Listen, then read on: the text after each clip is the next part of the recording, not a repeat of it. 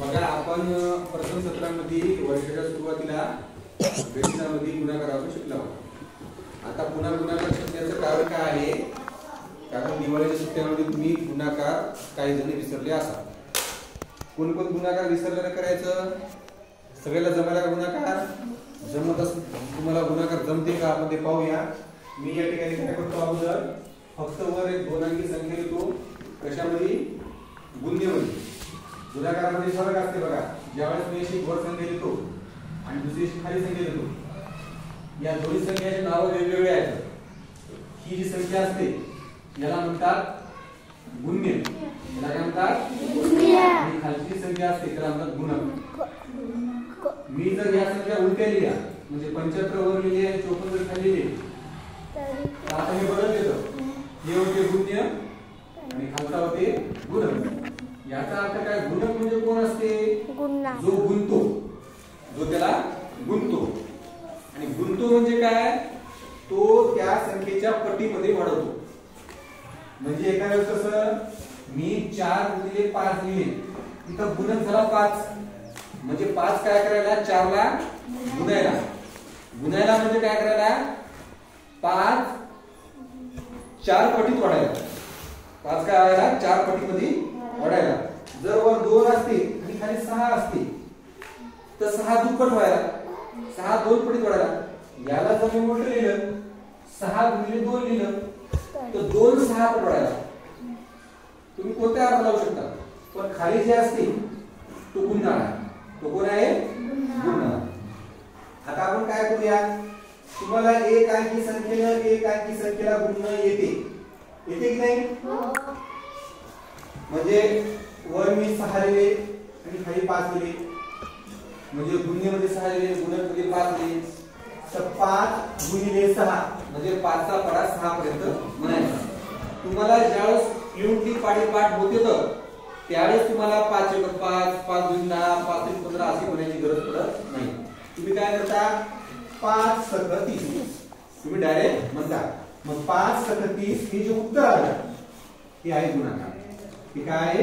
गुणाकार। आणि गुणाकार म्हणजे काय? गुणाकार म्हणजे पुन्हा पुन्हा होणारी गोष्ट। ध्यान देतो, गुणाकार म्हणजे पुन्हा पुन्हा होणारी बेरीज। गुणाकार म्हणजे काय? पुन्हा पुन्हा होणारी बेरीज। गुणाकार म्हणजे पुन्हा पुन्हा होणारी बेरीज।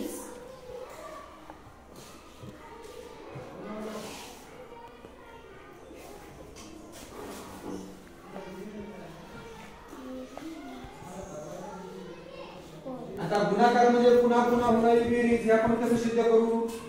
5 गुणिले 6 म्हणजे 5 ला मी 6 वेळा घेतलं। 5 ला किती वेळा घेतलं?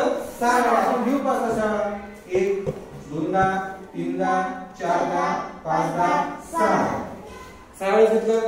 5 × 5 10, 10 × 5 15, 15 × 5 20, 20 × 5 25, 25 × 5 30। म्हणजे काय केलं? याला पॉज केलं, याला काय केलं? बेरीज केली। त्याची काय केली?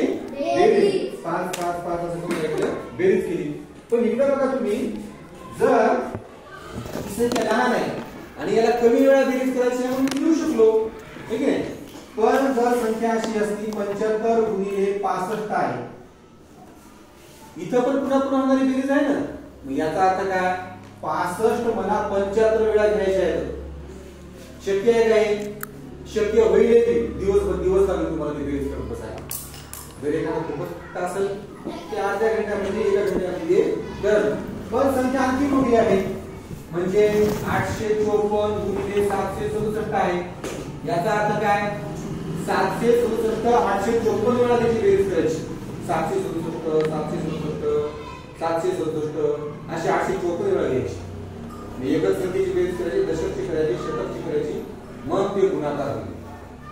पुन्हा पुन्हा होणारी बेरीज। मग हे पुन्हा पुन्हा होणारी बेरीज आपल्याला टाळता यावी आणि आपलं काम सोपं व्हावं म्हणून गुणाकाराची पद्धत आहे की सोप्यामध्ये आपण करायचं। म्हणून गुणाकार म्हणजे पुन्हा पुन्हा होणारी बेरीज पट्टीमध्ये वाढवणे। एखाद्या संख्येला पट्टीमध्ये वाढवणे। आपण काय म्हणतो? आमचं उत्पन्न गेल्या वर्षीपेक्षा या वर्षी दुप्पट झालं। म्हणजे गेल्या वर्षी 50 क्विंटल सोयाबीन झालं होतं, या वर्षी दुप्पट व्हावं किती व्हावं लागेल 100 गुणिले म्हणजे 50 ला दुप्पट केलं.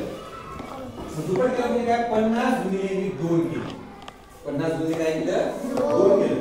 जर मला करायचं 50 च्या तिप्पट करायचं तर 50 गुणिले किती करावं लागेल 3 करावं लागेल. मी गुणाकार पट्टीमध्ये वाढवणं म्हणजे काय गुणाकार. मी तुम्हाला अगोदर सांगितल्याप्रमाणे 2 अंकी संख्येला 1 अंकी संख्येला गुणून दाखवणार आहे. नंतर ते जमल्यानंतर आपण 2 अंकी संख्येला 2 अंकी संख्येला आपण काय करणार आहोत गुणणार आहोत. आता बघा गुणाकार येण्यासाठी प्रत्येकाला कमीत कमी काय म्हणालो मी कमीत कमी 10 पर्यंत पाढे यावं लागतं. तसे आपला पाढे कुठपर्यंत यायला पाहिजे 30 पर्यंत. म्हणजे आपला मोठा गुणाकार आला तर आपल्याला अडत नाही. 30 पर्यंत का जसं की 45 गुणिले मला 12 लिहायचे म्हणजे 12 ला 45 पट मला काय करायचं आहे वाढवायचं आहे. जर तुम्हाला 12 चा पाढा नाही आला तर मग तुम्ही काय करणार आधी 2 न गुणणार नंतर 1 न गुणणार. पण तुम्हाला 12 चा पाढा जर आला तर तुम्ही डायरेक्ट 12 न गुणणार. 2 न 1 न गुणत बसणार का तुम्ही नाही. म्हणून 30 पर्यंत पाढे जर आले तर तुम्हाला गुणाकार लवकर होते आणि हे गुणाकार क्रिया करणं तुम्हाला सोयीचं होतं. आता आपण मी सांगितल्याप्रमाणे 2 अंकी संख्येला 1 अंकी संख्येला तुम्हाला मी गुणून दाखवतो. 67 गुणिले 4 क्रिया काय आहे खालची संख्या वरच्या संख्येला गुणन. खालची संख्या वरच्या संख्येला गुणन म्हणजे खालचा एकच अंक वरच्या प्रत्येक अंकाला गुणन. खालचा एकच अंक वरच्या प्रत्येक अंकाला गुणन. सुरुवात कशी होईल एकक स्थानाकडून सुरुवात. एकक स्थानाकडून एकक स्थान कसं ठरणार संख्या लिहिल्यानंतर जे पहिली संख्या उजवीकडून जी पहिली संख्या उजवीकडून ती आहे एकक. मग या एकक दशक शतक म्हणजे इकडे डाव्या बाजूची पहिली संख्या आहे उजव्या बाजूची पहिली संख्या जी आहे ती आहे एकक. आता इथे 4 आहे एकच आहे. 4 हा एकच आहे म्हणजे एकक कोण आहे तो 4 आहे. कोण आहे 4च आहे. मग 4 काय करणार वरच्या संख्येला गुणताना तो अगोदर वरच्या संख्येच्या एकक स्थानाला गुणणार नंतर तो दशक स्थानाला गुणणार. त्याच्यामध्ये जर हातचा आला तर तो नंतर हातचा दशक स्थानामध्ये मिळवणार. मग 4 हा 7 ला गुणणार 4 हा 7 ला गुणणार याचा अर्थ काय करणार तो 4 हा 7 ला गुणणार म्हणजे काय करणार तो 4 चा पाढा 7 पर्यंत गुणणार. काय करणार तो कसा गुणाकार करणार 4 ने 7 ला गुणणार. हां म्हणजे काय करणे गुणाकार करणे म्हणजे काय करणे भागणे. 4 गुणिले 7 म्हणजे नेमकं करायचं काय आपल्याला नेमकं करायचं 4 चा 7 पर्यंत करायचं. हे मला उत्तर आहे. 4 ने 7 ला गुणणे म्हणजे काय करणार 4 चा पाढा 7 पर्यंत म्हणणे. 4 चे 4 उलट असं बसायचं नाही. 4 7 28. ज्यावेळेस 2 अंकी संख्या येते सुरुवातीला जर शेवटच्या अंकाला जर गुणता आलं तर हरकत नाही पूर्ण घ्यायला. पण एकक अंकाला 2 अंकी संख्या आली बाकी एक दशक अंक गुणायचा बाकी आहे तर त्यावेळेस ते पूर्णांक घ्यायचा की नाही घ्यायचा. इथे मी अंकच देऊ का नाही. मग 8 मी या ठिकाणी लिहिले आणि हे जे 2 उरले ते 7 ठेवून द्यायचं. त्याला आपण घेऊ पण अगोदर काय करू हा 4 या उरलेल्या संख्येला गुणणार 4 × 24 आणि हे 2 आता घेऊ आपण 26.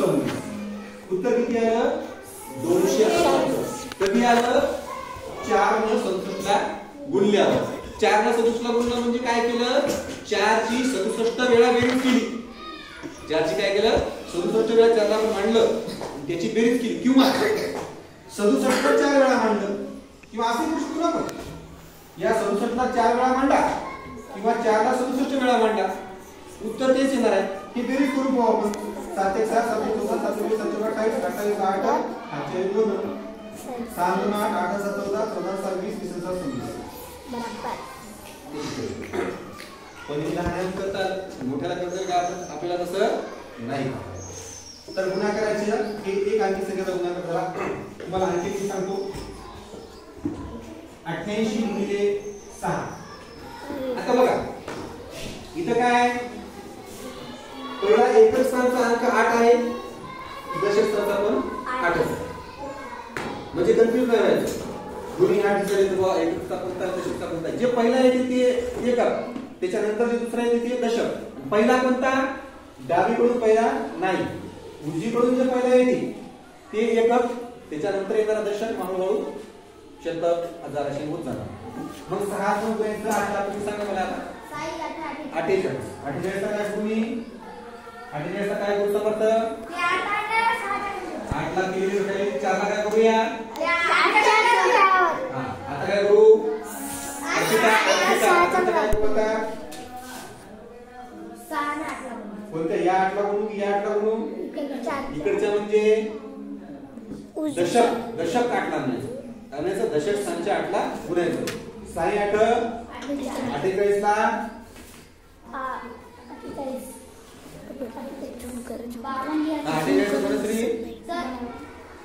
48 नाही, विचार घ्यावा तुला माहिती नाही. 49 देतावर त्याला उत्तर 528 म्हणजे ते काय आहे? गुणाकार. ते काय आहे? गुणाकार. या गुणिलेला ज्या वेळेस या गुणाकार गुणलं त्यावेळेस उत्तर आलं त्याला म्हणायचं गुणाकार. त्याला काय म्हणायचं? गुणाकार. एका 2 अंकी संख्येला 1 अंकी संख्येला गुणलं. तुम्हाला मी आता असे फक्त 4 उदाहरण देतो, तुम्ही लगेच सोडवायचे. हे सोडवल्यावर 2 अंकी संख्येला 2 अंकी संख्येला गुणायचं तुम्हाला सांगतो. 47 गुणिले 5, 82 गुणिले 7, 89 गुणिले 6 आणि 75 गुणिले 3. हे 4 करून दाखवा. मग तुम्हाला मी 2 अंकी संख्येला 2 अंकी